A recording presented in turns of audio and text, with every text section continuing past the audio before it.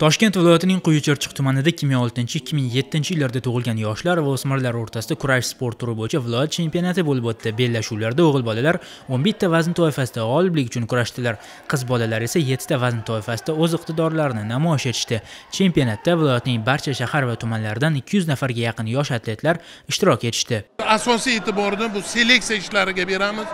22 ta tuman shahrimiz bo'lsa, har bir tuman shaharda xalq ta'limi bilan kurash respublikamiz kurash federatsiyasi memorandum imzolangan.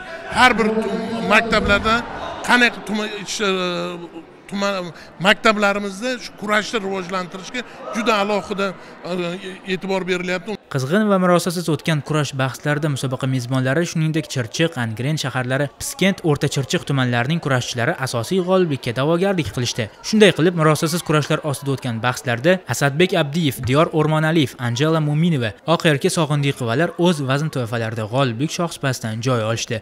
G'olib va sovrindorlar tashkilotchilar tomonidan medal, diplom va qimmatbaho sovg'alar bilan taqdirlanishdi.